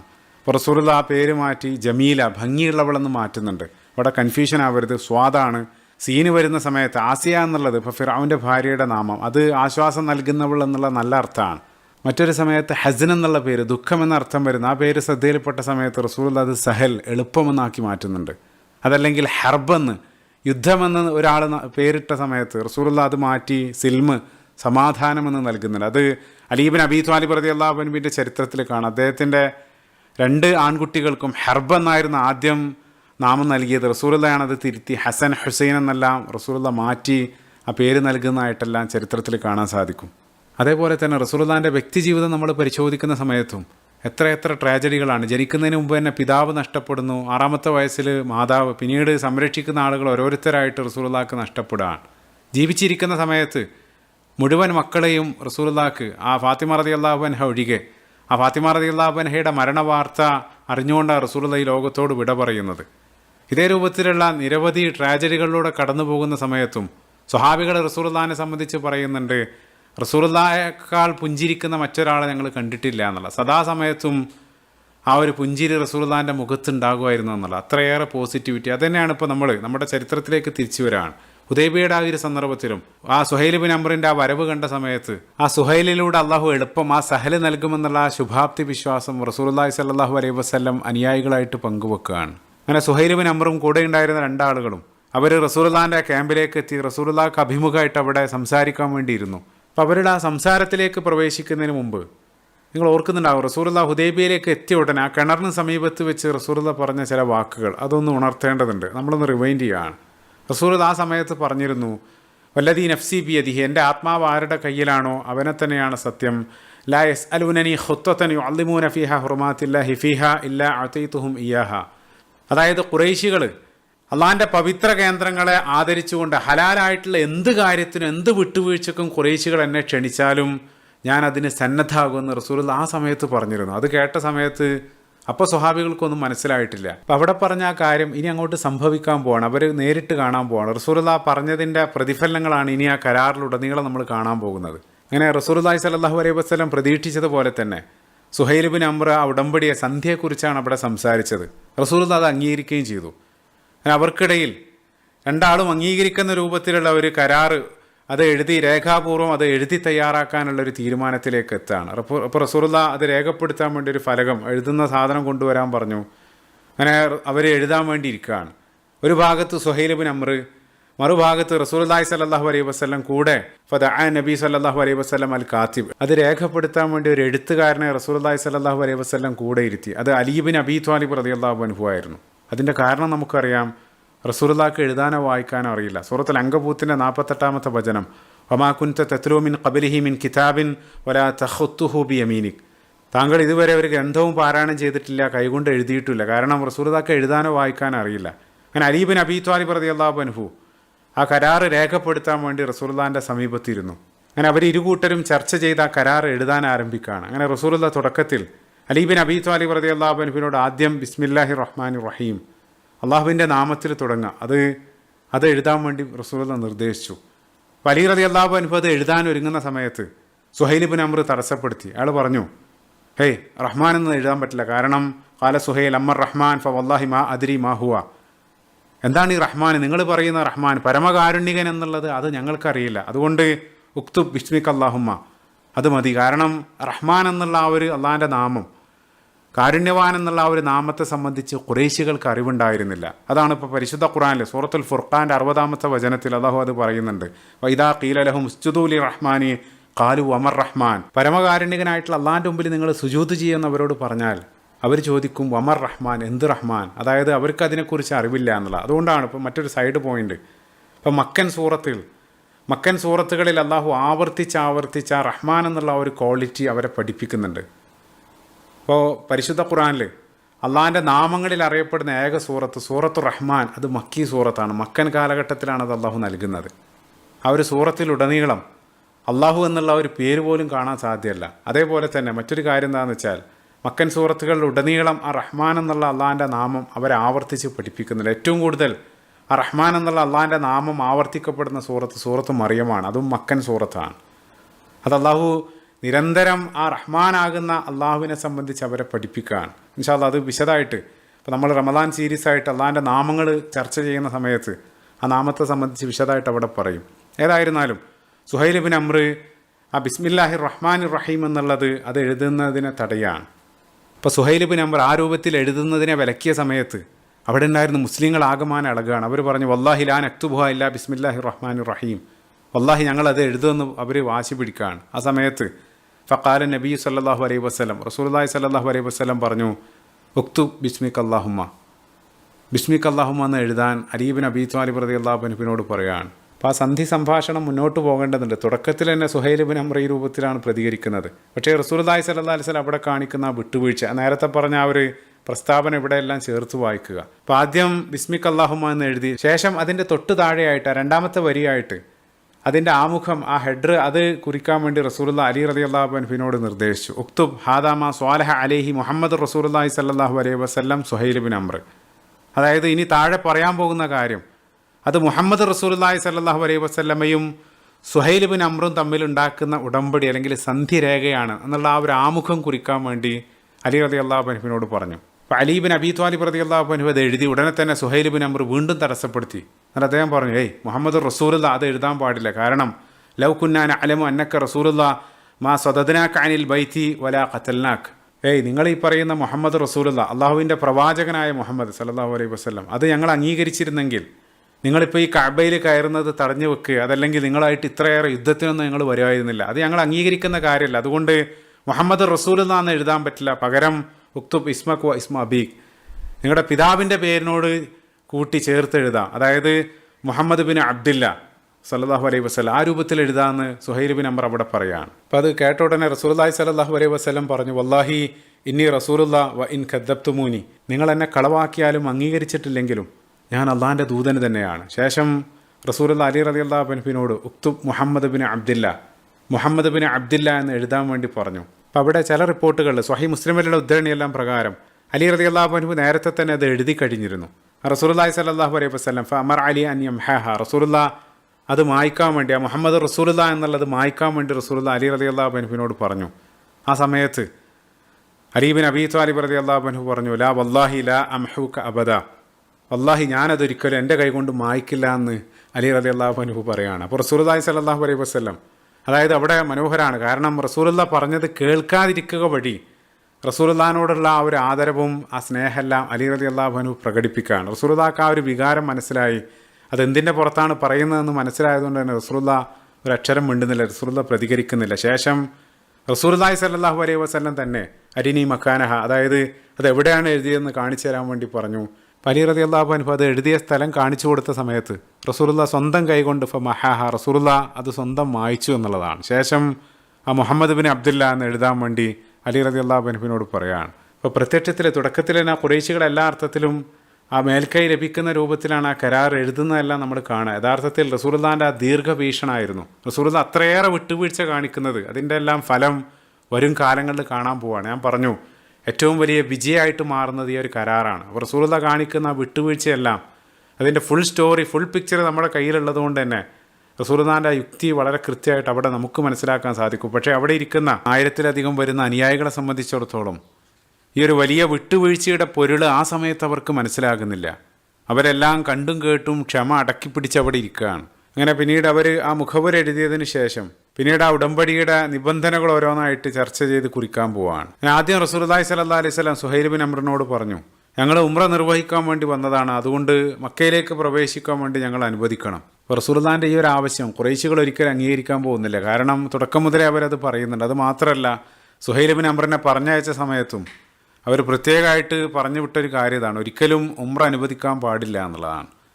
അപ്പോൾ സുഹൈൽ ബിൻ അംർ റസൂലുള്ളാഹിനോട് പറഞ്ഞു, അത് പറ്റില്ല, ഈ വർഷം ഉംറ പറ്റില്ല, കാരണം ഞങ്ങളത് അനുവദിക്കുകയാണെങ്കിൽ മറ്റുള്ള ആളുകൾ നിങ്ങൾ ഞങ്ങൾക്ക് മീതെ ആധിപത്യം നേടിയെന്നെല്ലാം പറയാൻ തുടങ്ങും.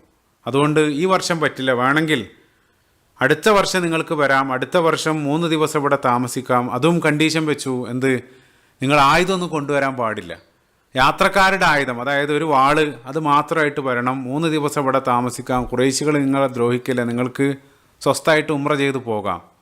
അതായിരുന്നു സുഹൈൽ ബിൻ അംർ റസൂലുള്ളാഹിക്ക് മറുപടിയായിട്ട് നൽകിയത്.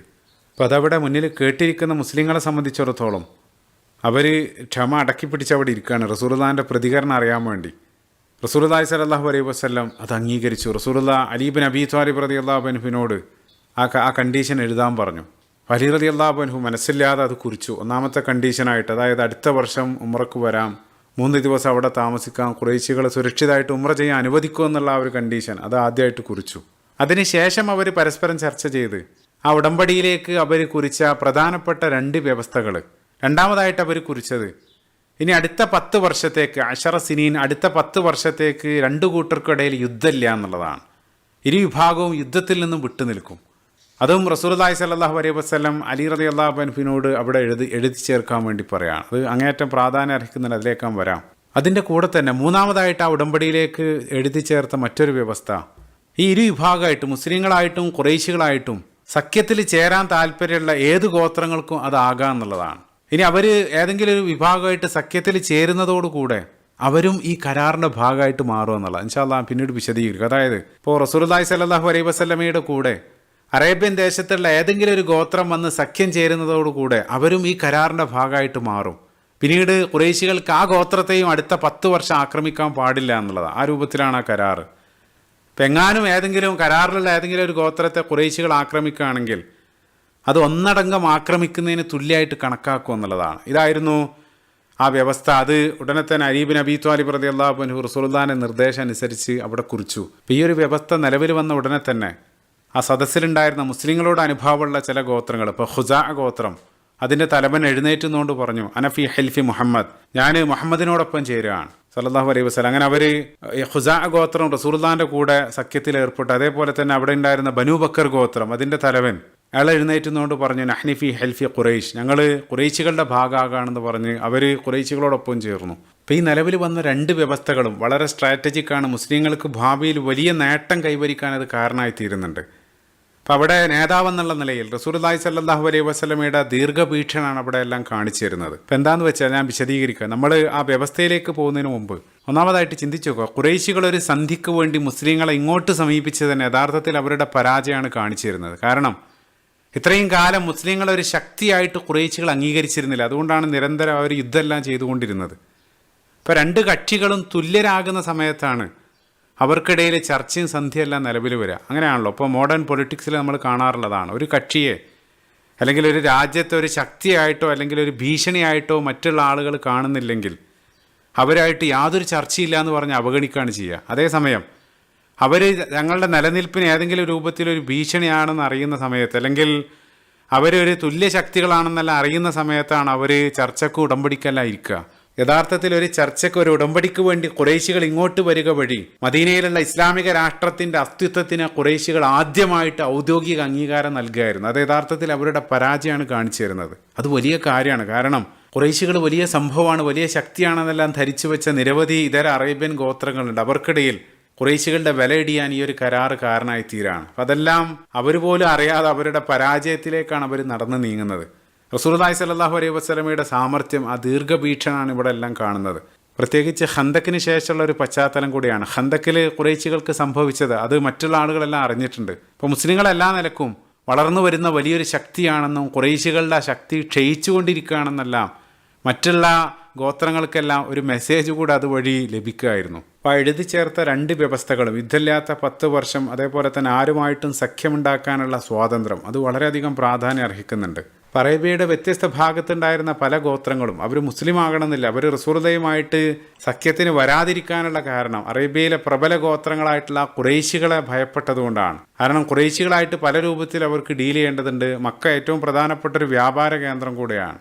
അപ്പോൾ ഇനി മുതൽ ആ ഒരു തലവേദനയിലെ പുതിയ നിയമം പ്രാബല്യത്തിൽ വരുന്നതോടുകൂടെ ആർക്കും സഖ്യം ചേരാം, അതോടുകൂടി അവർ സുരക്ഷിതരാണ്, അവർ പരസ്പരം ആക്രമിക്കുന്നില്ല, ആ ഒരു നിർഭയത്വം അവിടെ നിലവിൽ വരികയാണ്. അപ്പം അതുകൊണ്ട് തന്നെ അത്തരത്തിലുള്ള സമാധാനപരമായിട്ടുള്ളൊരു അന്തരീക്ഷം, അതായത് സുരക്ഷിതമായിട്ടുള്ള നിർഭയത്വത്തോടുകൂടിയുള്ള അന്തരീക്ഷം, അത് ഇസ്ലാമിൻ്റെ വലിയ പ്രചാരണത്തിന്, വലിയ വളർച്ചയ്ക്ക് കാരണമായി തീരുകയാണ്. ഇസ്ലാം ഏറ്റവും കൂടുതൽ വളരുന്നത് ആ ഹുദൈബിയയ്ക്ക് ശേഷമാണ്.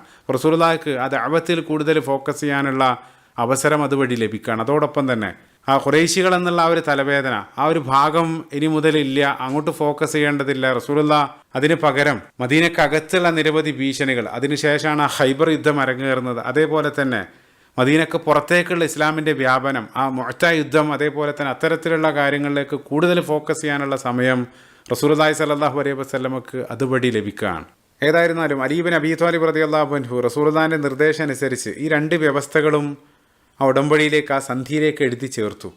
ഇനി അവസാനത്തെ 4ാമത്തെ വ്യവസ്ഥ, അതാണ് ഏറ്റവും കോൺട്രവേഴ്സ്യൽ, ഏറ്റവും വിവാദമായിട്ട്, പ്രത്യക്ഷത്തിൽ അംഗീകരിക്കാൻ അങ്ങേയറ്റം പ്രയാസം തോന്നുന്ന, തികച്ചും ഏകപക്ഷീയാണെന്ന് തോന്നിക്കുന്ന 4ാമത്തെ വ്യവസ്ഥ, അത് സുഹൈൽ ബിൻ അംർ അവിടെ പങ്കുവച്ചു. എന്താണെന്ന് വെച്ചാൽ, ഖുറൈശികളിൽ നിന്നും, അതായത് മക്കയിൽ നിന്നും ആരെങ്കിലും മുസ്ലിമായിട്ട് മദീനയിലേക്ക് റസൂലുള്ളാഹിന്റെ അടുത്തേക്ക് അഭയം തേടി വരികയാണെങ്കിൽ അവരെ ഞങ്ങൾക്ക് തന്നെ തിരിച്ചേൽപ്പിക്കണം. അതേസമയം നേരെ തിരിച്ച് മദീനയിൽ നിന്ന് ആരെങ്കിലും അഭയം തേടി മക്കയിലേക്ക് വരികയാണെങ്കിൽ അവരെ ഏൽപ്പിക്കേണ്ടതുമില്ല. ഇതാണ് 4ാമത്തെ വ്യവസ്ഥയായിട്ട് സുഹൈൽ ബിൻ അംർ അവിടെ പറഞ്ഞത്. അപ്പം അത് കേട്ട ഉടനെ മുന്നിലുണ്ടായിരുന്ന മുസ്ലിങ്ങൾ ഒന്നടങ്കം അവർ ക്ഷമിച്ച് അവിടെ ഇരിക്കുകയാണ്. അതവർക്ക് സഹിക്കാൻ കഴിഞ്ഞില്ല. അവർ ഉടനെ പറഞ്ഞു, സുബ്ഹാനല്ലാഹ് കൈഫ യർദു ഇലൽ മുശ്രിക്കീന വഖദ് ജാഅ മുസ്ലിമൻ, മുസ്ലിമായിട്ട് വന്ന ഒരാളെ അവരിലേക്ക് തന്നെ തിരിച്ചു വിടാനോ, എന്താണ് ഈ പറയുന്നത്? ഒരിക്കലും ഇത് അംഗീകരിക്കാൻ കഴിയില്ല എന്നുള്ള രൂപത്തിൽ അവർ സംസാരിക്കുകയാണ്. അപ്പം ചിന്തിച്ചു നോക്കുക, അതായത് മദീനയിലുണ്ടായിരുന്ന മൊത്തം മുഹാജിറുകൾ എന്നുള്ളത് ആ രൂപത്തിൽ മക്കയിൽ നിന്ന് വന്ന ആളുകളാണ്. ഈ ഒരു നിയമം നേരത്തെ നിലവിൽ വന്നിരുന്നെങ്കിൽ മദീനയിൽ ഒരൊറ്റ മുഹാജിർ പോലും ഉണ്ടാകുമായിരുന്നില്ല. അപ്പോൾ അവർ ആ രൂപത്തിൽ പ്രതികരിക്കുകയാണ്. ഒരുപക്ഷെ അല്ലാഹു അലം സുഹൈൽ ബിൻ അംർ ഈ രൂപത്തിലുള്ളൊരു ക്ലോസ് വെക്കാനുള്ള കാരണം അദ്ദേഹത്തിൻ്റെ പേഴ്സണലായിട്ട് അനുഭവങ്ങൾ തന്നെ ആയിരിക്കും. അദ്ദേഹത്തിൻ്റെ നേരത്തെ അബ്ദുല്ലാഹ് ബിൻ സുഹൈൽ മകന് ആ രൂപത്തിൽ രക്ഷപ്പെട്ട് മദീനയിലേക്ക് പോയതും മറ്റും ആയിരിക്കണം, അല്ലാഹു അലം. ഏതായിരുന്നാലും അത് തികച്ചും വിചിത്രമായിട്ടുള്ള ഒരു കണ്ടീഷനാണ് അദ്ദേഹം പറയുന്നത്. അലി ബിൻ അബീ താലിബ് റളിയല്ലാഹു അൻഹു അത് എഴുതിയില്ല, അവിടെ സ്റ്റക്കായി നിൽക്കുകയാണ്. ആ കൃത്യസമയത്ത് അവിടെ ഒരു സംഭവം അരങ്ങേറാണ്, അള്ളാഹിൻ്റെ ഖദറാണ്. ആ കൃത്യസമയത്ത് അങ്ങ് ദൂരെ നിന്നും ഒരു ചങ്ങലയുടെ ശബ്ദം അവർ കേൾക്കുകയാണ്. ഒരാൾ ദൂരെ നിന്ന് ഒരു ചങ്ങലയും വഹിച്ച് അവർക്ക് നേരെ നടന്നു വരുന്നത് അവരുടെ ശ്രദ്ധയിൽപ്പെടുകയാണ്. എല്ലാവരും ആകാംക്ഷയോടുകൂടെ നോക്കുകയാണ്. അങ്ങനെ അയാൾ നടന്ന് അടുത്തെത്തിയ സമയത്ത് അവർ നോക്കി, അത് മറ്റാരും ആയിരുന്നില്ല. ഞാൻ ഈ ചരിത്രത്തിൻ്റെ ആദ്യത്തിൽ പറഞ്ഞ സുഹൈൽ ബിൻ അംർ തടവിലാക്കി വെച്ച മകൻ അബൂ ജന്ദൽ റളിയല്ലാഹു അൻഹു ആയിരുന്നു. അദ്ദേഹം എങ്ങനെയൊക്കെയോ തടവ് ചാടി ബന്ദിയാക്കി വെച്ച ചങ്ങലയും വഹിച്ചാണ് ആ വരവ്. ശരീരത്തിൻ്റെ പല ഭാഗത്തായിട്ട് മുറിവുകളുണ്ട്, അങ്ങേയറ്റം ക്ഷീണിച്ച് അവശനായിട്ടുണ്ട്. വളരെ വേദനിപ്പിക്കുന്നൊരു കാഴ്ചയാണ്. ഒരുപക്ഷെ പിതാവ് അവിടെയുള്ളത് അദ്ദേഹം അറിഞ്ഞു കാണില്ല. ഇപ്പോൾ സുഹൈൽ ബിൻ അംർ അത് കണ്ട ഉടനെ തന്നെ അങ്ങേയറ്റം ദേഷ്യപ്പെട്ട് അവിടെ നിന്ന് എഴുന്നേറ്റ് പോയി മകനെ അവരുടെ കൺമുമ്പിലിട്ട് അടിക്കുകയാണ്. ശേഷം അദ്ദേഹം റസൂലുള്ളാഹി സ്വല്ലല്ലാഹു അലൈഹി വസല്ലമയിലേക്ക് തിരിഞ്ഞുകൊണ്ട് പറഞ്ഞു, ഇപ്പോൾ നമ്മൾ ചർച്ച ചെയ്തുകൊണ്ടിരിക്കുന്ന ഭാഗം ഇതാണല്ലോ, അതായത് കരാറ് പ്രകാരം മക്കയിൽ നിന്ന് ആരെങ്കിലും ഇസ്ലാം സ്വീകരിച്ച് അഭയം തേടി താങ്കളുടെ അടുത്തേക്ക് വരാണെങ്കിൽ അയാളെ തിരിച്ചേൽപ്പിക്കണം എന്നാണല്ലോ അപ്പോൾ നമ്മൾ ചർച്ച ചെയ്തത്. അതുകൊണ്ട് തന്നെ ഈ കരാർ ഇവനിൽ നിന്ന് തന്നെ തുടങ്ങാം, ഞാനിവനെ കൊണ്ടുപോകും. ഇപ്പോൾ റസൂലുള്ളാഹി സ്വല്ലല്ലാഹു അലൈഹി വസല്ലമക്കും അനുയായികൾക്കും ആ കാഴ്ച സഹിക്കാൻ കഴിയുന്നതായിരുന്നില്ല. കാരണം മുസ്ലിങ്ങൾ തന്നെ സംരക്ഷിക്കുന്നുള്ള പ്രതീക്ഷയിലാണ് അത്രയും ദൂരം താണ്ടി അദ്ദേഹം വന്നിരിക്കുന്നത്. ഇനി അതേ വ്യക്തിയെ ഇനിയും ആ ക്രൂരതയ്ക്ക് അവരുടെ കയ്യിലേക്ക് തന്നെ തിരിച്ചേൽപ്പിക്കണം എന്നാണ് സുഹൈൽ പറയുന്നത്. റസൂലുള്ളാഹി സുഹൈൽ ബിൻ അംറിനോട് പറഞ്ഞു, നമ്മളതിന് കരാർ എഴുതി കഴിഞ്ഞിട്ടില്ലല്ലോ, ഈ ഒരു വ്യക്തിയെ എനിക്ക് തന്നൂടെ? അദ്ദേഹം പറഞ്ഞു, ഒരിക്കലുമില്ല. വീണ്ടും റസൂലുള്ളാഹി പറഞ്ഞു, ഈ ഒരാളെല്ലാം ചോദിക്കുന്നത്, ഇനി മുതൽ നമുക്കത് നടപ്പിലാക്കാം. അദ്ദേഹം പറഞ്ഞു, ഇല്ല, ഒരിക്കലുമില്ല. വീണ്ടും റസൂലുള്ളാഹി ചോദിക്കുന്നുണ്ട്. ഒരു പക്ഷേ സീറയിലുടനീളം റസൂലുള്ളാഹി സ്വല്ലല്ലാഹു അലൈഹി വസല്ലം ഒരാൾ നോ പറഞ്ഞതിന് ശേഷം വീണ്ടും വീണ്ടും ആവർത്തിച്ച് ചോദിക്കുന്ന ഒരു സീന് അത് മറ്റെവിടെ ഉണ്ടെന്ന് തോന്നുന്നില്ല. അപ്പോൾ റസൂലുള്ളാഹി വീണ്ടും പറഞ്ഞു, സുഹൈൽ, നമ്മൾ എഴുതി കഴിഞ്ഞിട്ടില്ലല്ലോ. അപ്പോൾ സുഹൈൽ ബിൻ അംർ പറഞ്ഞു, നമ്മൾ എഴുതിയിട്ടില്ലെങ്കിലും ഓൾറെഡി പരസ്പര ധാരണയിലെത്തിയതല്ലേ, ഇവനെ നിങ്ങൾ എനിക്ക് തരുന്നില്ലെങ്കിൽ നമുക്ക് പിരിയാം. അതായത് കരാർ, ഇനി അതിനെ സംബന്ധിച്ച് യാതൊരു ചർച്ചയില്ല. ആ രൂപത്തിൽ വളരെ സ്ട്രോങ് ആയിട്ടുള്ളൊരു നിലപാട് സുഹൈൽ ബിൻ അംർ എടുക്കുകയാണ്. ഈ രൂപത്തിൽ റസൂലുള്ളാഹി ആവർത്തിച്ച് അപേക്ഷിച്ചിട്ടും അദ്ദേഹം വിട്ടുകൊടുക്കാൻ സന്നദ്ധമാകുന്നില്ല. അത് മറ്റു വല്ല ആരെങ്കിലും ആയിരുന്നെങ്കിൽ ഒരുപക്ഷേ സുഹൈൽ ബിൻ അംർ സമ്മതിച്ചേനെ. ഇത് സ്വന്തം മകനാണ്, അദ്ദേഹം നൽകില്ല, അല്ലെങ്കിൽ ആ ഒരു വ്യവസ്ഥ എഴുതണം എന്നുള്ള ധാരണയിൽ അദ്ദേഹം അടിയുറച്ച് നിൽക്കുകയാണ്. അവസാനം റസൂലുള്ളാഹി സ്വല്ലല്ലാഹു അലൈഹി വസല്ലമക്ക് വേറെ ഓപ്ഷൻ ഉണ്ടായിരുന്നില്ല. പിന്നീട് വളരെ സങ്കടപ്പെടുത്തുന്ന രംഗങ്ങൾക്കാണ് ഹുദൈബിയ സാക്ഷിയാകുന്നത്. ആ വേദനിപ്പിക്കുന്ന കാഴ്ചകളെല്ലാം കാരണം ചില സ്വഹാബികളെല്ലാം യൗമു അബീ ജന്ദൽ, ഹുദൈബിയ സന്ധിയുടെ ദിവസത്തെ അബൂജന്ദലിൻ്റെ ദിനമെന്നെല്ലാം അവർ പിന്നീട് വിശേഷിപ്പിക്കുന്നതായിട്ട് കാണാൻ സാധിക്കും റളിയല്ലാഹു അൻഹു. അതെല്ലാം വിശദമായിട്ട് ഇൻഷാ അല്ലാഹ് അടുത്ത ഭാഗത്ത് നമ്മൾ ചർച്ച ചെയ്യുന്നതാണ്. റസൂലുള്ളാഹി സ്വല്ലല്ലാഹു അലൈഹി വസല്ലമയുടെ ജീവചരിത്രം അത് ആഴത്തിൽ പഠിക്കാനും അത് കഴിയുന്നത്ര ജീവിതത്തിൽ പകർത്താനും നാളെ അവരോടൊപ്പം സ്വർഗ്ഗത്തിൽ ഒരുമിച്ച് ചേരാനുള്ള സൗഭാഗ്യം അള്ളാഹു നമുക്ക് ഏവർക്കും നൽകി അനുഗ്രഹിക്കുമാറാകട്ടെ. ആമീൻ. ഈ റമദാനിൽ സമ്പൂർണ്ണമായിട്ടുള്ള പാപമോചനം ലഭിക്കുന്ന വിശ്വാസികളുടെ കൂട്ടത്തിൽ അള്ളാഹു നമ്മളെ ഏവരെയും ഉൾപ്പെടുത്തുമാറാകട്ടെ. ആമീൻ. റബ്ബന ആതിന ഫിദ്ദുനിയ ഹസന വഫിൽ ആഖിറതി ഹസനതൻ വഖിന അദാബന്നാർ. റബ്ബന തഖബ്ബൽ മിന്നാ ഇന്നക അൻത സമീഉൽ അലീം വതുബ് അലൈനാ ഇന്നക അൻത തവ്വാബുർ റഹീം. അസ്സലാമു അലൈക്കും വറഹ്മത്തുള്ളാഹി വബറകാതുഹു.